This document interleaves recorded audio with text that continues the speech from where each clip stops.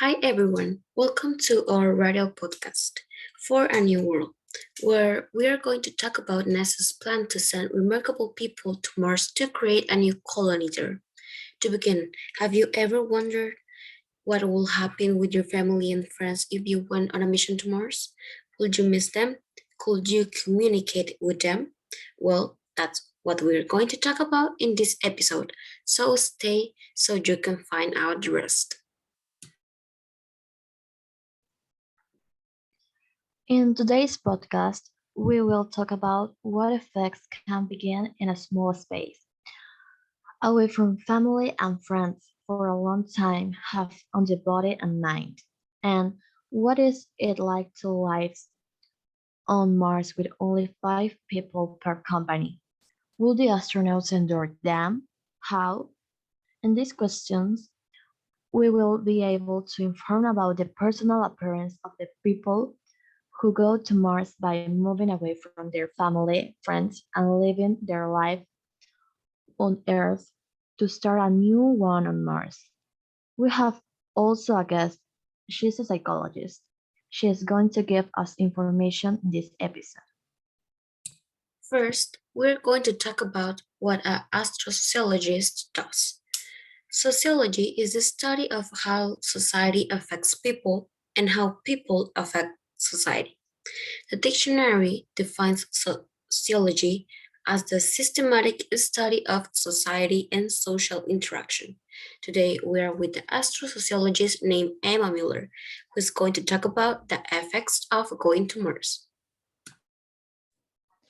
Hello everyone, I'm Emma Miller, and as the presenter said so politely, I'm a sociologist, and I'm here to explain to you how we're going to achieve being far from your family and friends.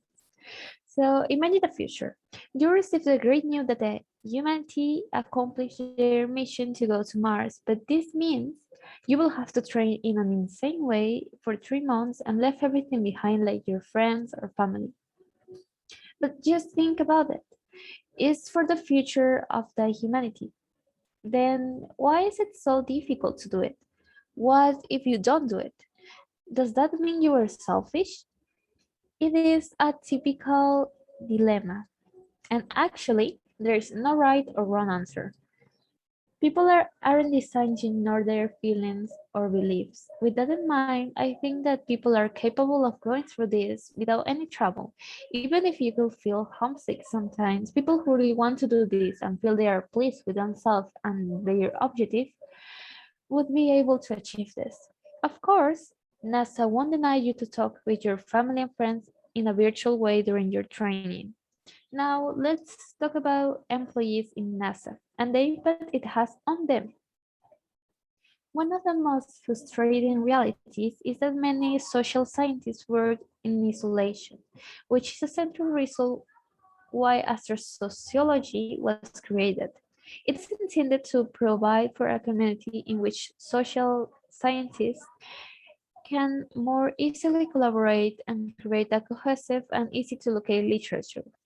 It is hoped that the creation of astrosociology work has played a part, although the increasing impact of astrosocial phenomena in larger culture have also contributed apart from it as well.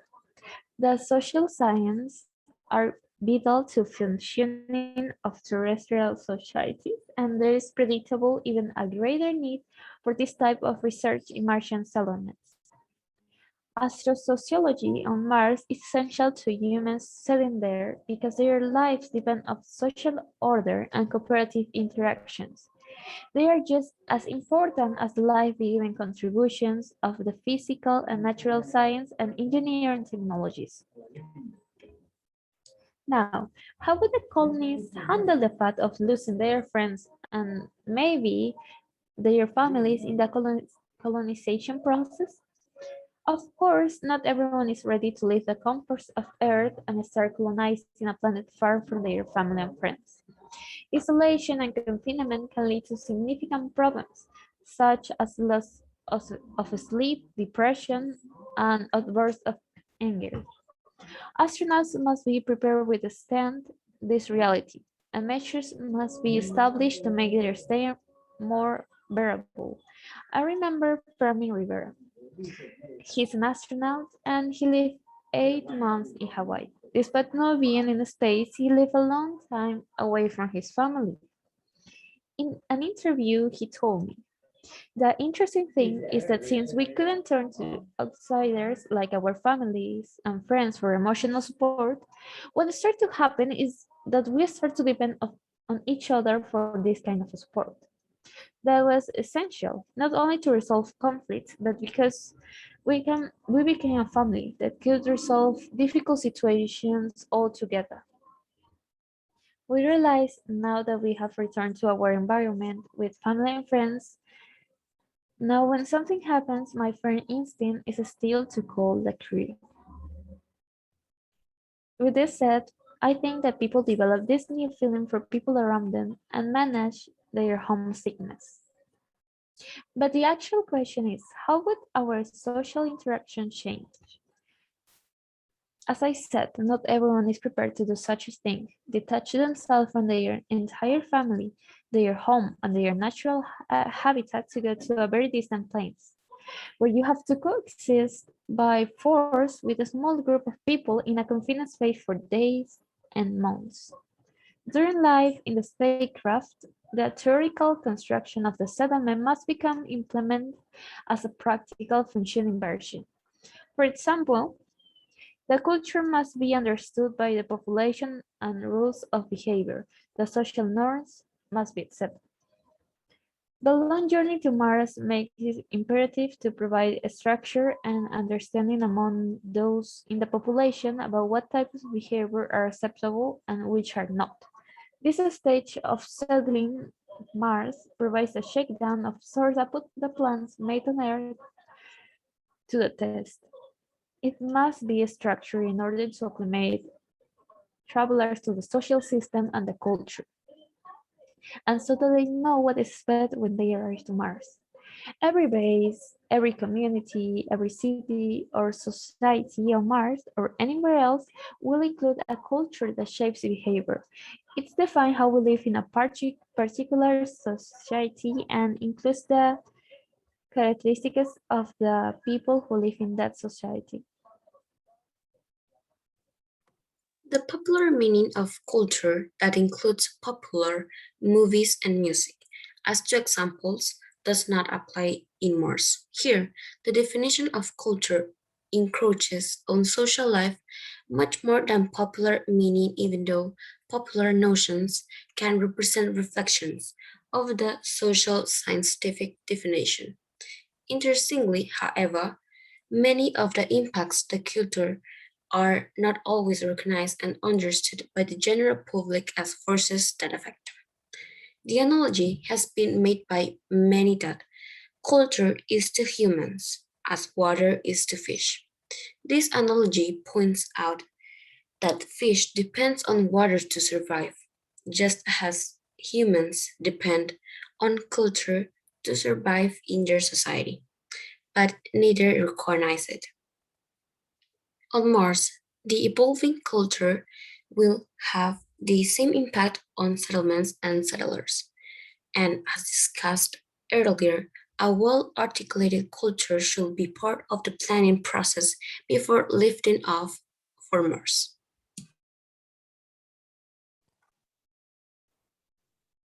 Probably, this is a topic that many start to think about. How can someone live their entire life on Earth to start another?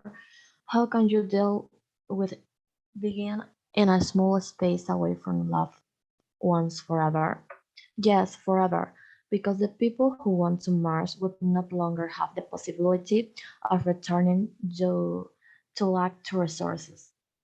Well, the interesting thing is that the people who go to Mars could not turn to outside, such as their families and friends, to seek emotional support. What began to happen is that we began to depend to each another for this type of. This is essential not only to resolve conflicts, but because all the people who participate in the trip become a family that could solve difficult situations all together. and the crew members adapt mentally and realize that now they have returned to their environment with family and friends. After an adaptation, if something happened, the crowd could have a their first instinct to call the crew. They managed to learn how important these people were to their mechanisms to get ahead.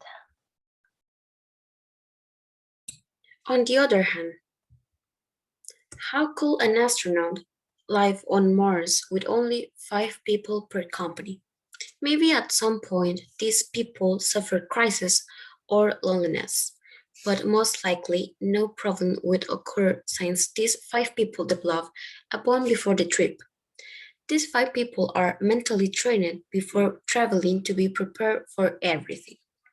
They develop constant communication skills among all to be able to have confidence when speaking and to be able to share among all the inconveniences and discomforts that occur throughout the trip and thus be able to avoid conflicts and fights. Just like Fermin Rivera mentioned, we realize now that we have returned to our environment with family and friends. Now, when something happens, my first instinct is to call the crew.